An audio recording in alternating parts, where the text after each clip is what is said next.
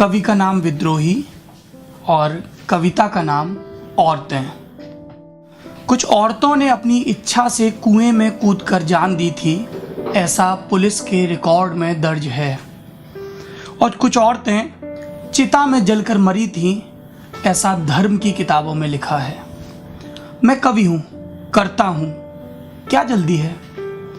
मैं एक दिन पुलिस और पुरोहित दोनों को एक ही साथ औरतों की अदालत में तलब कर दूंगा और बीच की सारी अदालतों को मनसूख कर दूंगा।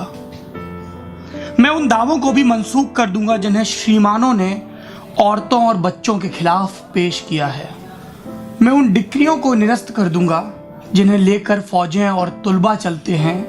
मैं उन वसीयतों को खारिज कर दूंगा जो दुर्बल ने भुजबल के नाम की होंगी। मैं उन औरतों को जो कुएं में कूदकर या चिता में जलकर मरी हैं फिर से जिंदा करूंगा और उनके बयानात को दोबारा कलमबद्ध करूंगा कि कहीं कुछ छूट तो नहीं गया, कि कहीं कुछ बाकी तो नहीं रह गया, कि कहीं कोई भूल तो नहीं हुई है। क्योंकि मैं उस औरत के बारे में जानना चाहता हूं जो अपने एक बित्ते के आंगन में अपनी 7 बित्ते की देह को ताजिंदगी समोए रही और कभी भूल कर बाहर की तरफ झांका भी नहीं। और जब वह बाहर निकली तो औरत नहीं, उसकी लाश निकली जो खुले में पसर गई है माँ मेदिनी की तरह। एक औरत की लाश धरती माता की तरह होती है दोस्तों, जो खुले में फैल जाती है थानों से लेकर अदालतों तक। मैं देख रहा हूं कि जुल्म के सारे सबूतों को मिटाया जा रहा है।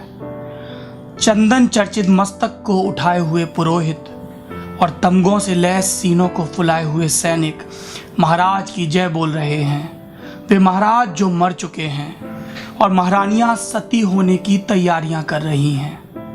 और जब महारानियां नहीं रहेंगी तो नौकरानियां क्या करेंगी, इसलिए वे भी तैयारियां कर रही हैं। मुझे महारानियों से ज़्यादा चिंता नौकरानियों की होती है जिनके पति जिंदा हैं और बेचारे रो रहे हैं। कितना खराब लगता होगा एक औरत को अपने रोते हुए पति को छोड़कर मरना, जबकि मर्दों को रोती हुई औरतों को मारना भी खराब नहीं लगता। औरतें रोती जाती हैं, मर्द मारते जाते हैं। औरतें और जोर से रोती हैं, मर्द और जोर से मारते हैं। औरतें खूब जोर से रोती हैं, मर्द इतने जोर से मारते हैं कि वे मर जाती हैं।